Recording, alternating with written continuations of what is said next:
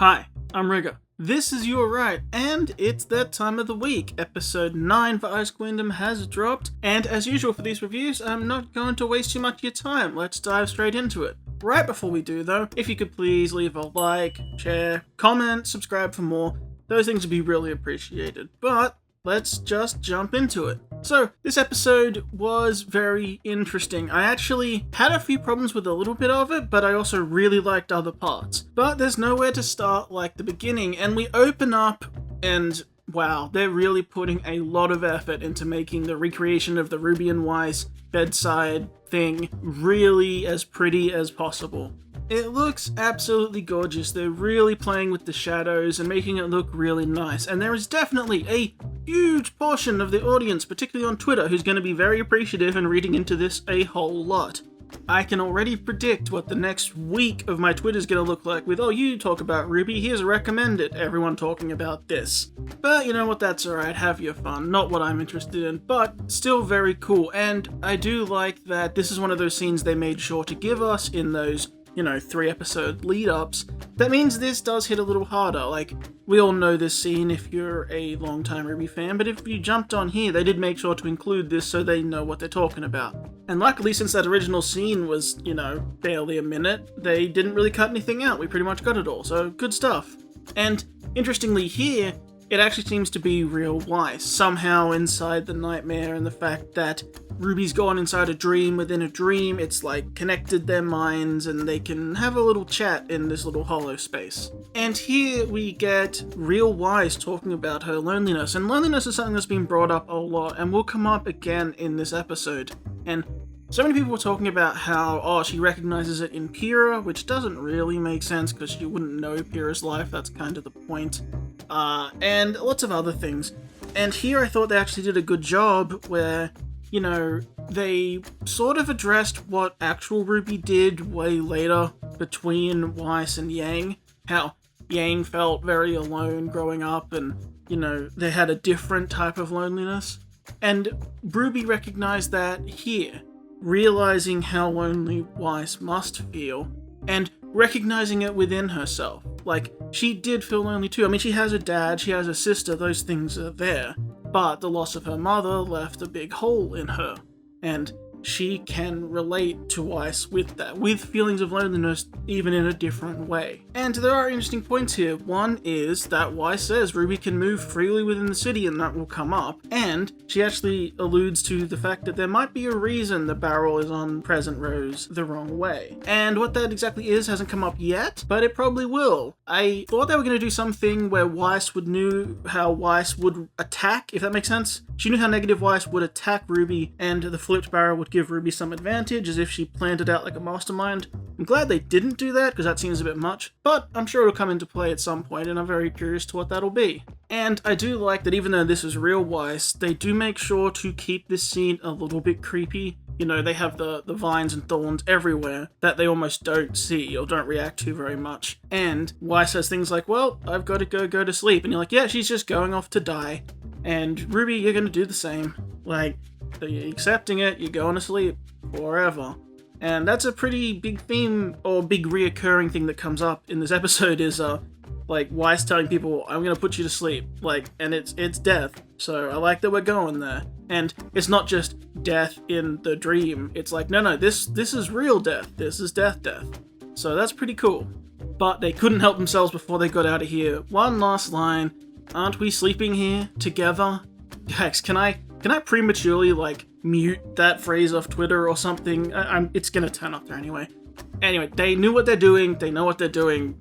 Okay, let's move on. But then we get something I didn't like as much, which was just simply how quickly they solved RWBY going to sleep. Shion says that they can't help, and it's basically up to Jean, and Jean's aura starts flaring, and I think we're supposed to just read into that, he's pushing himself, and his fighting spirit is there, and that whatever.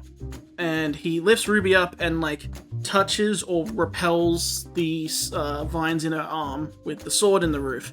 And that's a fine solution, but I just wish we spent more time in RWBY's dream a little bit. I wish we got more out of it, but I guess we achieved what we wanted to achieve. It just felt short. For it basically being the cliffhanger of the last episode, it gets wrapped up basically immediately, and it was just a little detour. And we did things on that detour, like talking to Weiss. It was just a bit, I just wish we got more out of that concept. But then we get onto something very interesting, and it's something I don't think I like because it's pretty explicit with where it's going. They talk about Jean fighting without a semblance. Just when his aura flares, everyone says, oh, what is his semblance? And the team says, well, we don't actually know yet. And Nora brings up, yeah, I was surprised he was fighting without a semblance. Which is all ground we've covered before. And Ozpin seems to, sort of innocuously say that fighting in battle can oftentimes awaken powers deep within us. Which sounds like a reasonable response, but if anyone's done basic film, I mean, they've heavily implied what's going to happen here. Not with Jean, but because as Ozpin, all-knowing Ozpin who knows about stuff, says, battles sometimes help us awaken powers deep down within oneself, and the camera prominently moves to RWBY, like RWBY's face, and just sits on RWBY while he's saying that. While the mentor in the background says will awaken powers within oneself, and we look at RWBY with covered eyes, and not even looking at Jean anymore. Yeah, I guess they're telling us what might happen. And I don't have a problem with it in that it's a thing, but I've made it no secret that I don't really like Silver Eyes that much. Whenever I do stories and RWBY runs and whatever else and theories, I include them because they are a factor and they are a thing that can be used, but I don't like relying on them, and I really thought we might be sticking closer to the canon where those don't come up yet and we can maybe use them later. But, Basic Film 101 heavily implies we're getting Silver Eyes, unless it's a mislead. But saying, Ozpin, who knows Silver-Eyed Warriors and knows that RWBY has Silver Eyes, and he even mentioned it in this, which I thought, in episode 1, I thought that was actually a mislead, we're just doing the beats going forward, and, if we get to season 2 or 3, the Silver Eyes might come back in. But no, he mentioned it in episode 1, so it's been established in this canon already, and he knows what he's talking about, and he says battles will awaken powers deep down within ourselves, and we're focusing on RWBY's face. I think that's how we're getting out of this at the end, in some way or fashion, which I think might be our kiss. Everyone gets woken up from the dream, but they don't fully wake Weiss up, and Weiss is succumbing to her final sleep, and she's gonna die, and RWBY holds Weiss in her arms in the real world, and Weiss is dying, and she's crying, and we don't know what's going on, and then Silver Eyes, when it blasts it out of Weiss's system, and she got saved at the last second, maybe with a scar to add to her other scar, some, lingering thing, who knows. That's my actual guess. That's what I think's gonna happen now, because they just basically told us that that's probably going to be a thing. They heavily implied it with filmmaking, so yeah, there's that. And again, your mileage may vary, you might be perfectly fine with that. I always had it in my back pocket as they could do this, but it feels a little lazy. Just relying on Silver Eyes as you get out of jail free card feels a bit lazy, but feels like what they're going to do, and we have more of a ride to go before we get there. And I don't mind if the team, fails, and then they have to do that to save them, I guess. It's a decent little, little switch back at the end. Because especially the team has to face that they, Nelly really failed. But it also means if this thing ever comes up in the future, we have an answer for it, which is kind of the problem with Silver Eyes. It's just the answer to everything. But anyway, we'll move from there onto something I really liked, which was a haunting rendition of Mirror Mirror in English, which I was really not expecting. Completely a cappella, if I remember correctly. That was really cool and really artsy, and I've really enjoyed how artsy this show has let itself be, with both the alternate weird reality of the dream and the visuals. It's just let itself go and have fun visually, which is really cool to see. It's really explored the animation medium and doing things that you don't in normal RWBY. It's just gone beyond with those visuals and ideas and just run wild, which is great, and Dreams allowing you to do that is a great medium for it. And as she hauntingly sings about how she's the loneliest of all, the negative Weiss, the dark Weiss, absorbs not only remains of her childhood emotions in smaller Weisses that run into her, but also her reflection, her good self. All of them reflections of herself, slowly being absorbed into her as she prepares to sleep for the last time, stepping into her ice coffin, her glass case, her snow white case to sleep forever. But we know that can mean death here. That will mean death here. And it's really cool. But we'll get back to that. Jumping over, we then go to what I'm calling the cat house, because I don't have a name for it. And it's interesting that they point out that it's basically also Weiss's mind's dumping ground. Like, there's little things floating around in there that don't fit. And it's just, well, all the other ideas that pop up in a dream that aren't really part of the narrative, she had to put them somewhere, so just to squash them over there in the house, locked away with everything else she doesn't want to think about. That's pretty interesting and a cool concept for a dream. And as expected, where Blake is meant to be is the last relic, locked away safely with her. It was pretty obvious it was going to be here, I thought. Anyway, and then we get a really cool moment of, what is obvious in the storytelling, but Blake bringing it up, which is reflecting on the similarities between herself and Weiss when they look at how bestial all of the White Fang are. They're half grim, half White Fang, like, what are they? And it's Blake saying, I understand what she's doing here, In her mind, she had to create this concept that the White Fang are all bad, they're all monsters, because it justifies your need to fight. Because Blake herself has done the same thing, telling herself that everyone who works for Schnee Dust Company is evil and all that, which is just wholly not true. But it cuts out the need to ask those little questions, the morality of it all, the individual cases for each person and their situation. Those things are too hard to think about when you're fighting a revolution or when you have this idea ingrained in your head that you need to fight. And she and Weiss are in the same spot where they were forced to just sort of convince themselves that the other side is wholly evil and irredeemable, because that just makes it easier to fight. It removes those doubts, even if deep down you know that just can't be true. And then we follow up with another cool moment, which is this series doing even more justice to Blake, which I thank so much for, because Blake's awesome. Which is Blake then putting her skills to use when Yang starts getting fired up about, we gotta go save him, we gotta go do this, we shouldn't act like cowards and do this way, we should just run in. And Blake's like, no, that's not gonna work. We failed multiple times already. Let's recognize a pattern here. And let's plan an operation. And guess what? Out of all of them, who has the most experience planning an operation, planning a hit? Well, it's definitely Blake. She's done it with the White Fang. Let's put her skill set to use. Let's plan something here that might work. And, well, they will, which is pretty cool. And again, it's putting people's skills to the use. And Blake having to confront Yang and saying, look, we're partners and everything, but brute force won't work here. Let's be smart about it. And it's really cool, and what they come up with is very interesting. However, that won't come in till later, so let's jump over again. We jump back over to RWBY and co, as they're figuring out that all the doors are pretty much locked off by vines. But RWBY gets the idea that Weiss said I can move freely through the city. So, this train can't be attacked by the vines currently because of the sword. I wonder if we can just drive the train all the way into the building, like into the locked building at the top. And John says, well, there's no tracks, and RWBY points out there wasn't any to begin with. They appeared as we needed them. And it's not the dream trying to stop me. Weiss will let me move around as much as I want. It's only the nightmare things that are trying to stop us. So the security robots, negative Weiss, those sort of things will try and stop us, but the dream itself, the landscape, is working with me. And they discuss themselves a change in tactic because they need everyone's help, including some of the little Weisses they have with them, and say we can't let them go loose again, they'll turn into monsters if, left on their own. But they point out that's because of the influence of the Grimm, and also they're going to give them a different instruction, because they seem to follow whatever instruction you give them.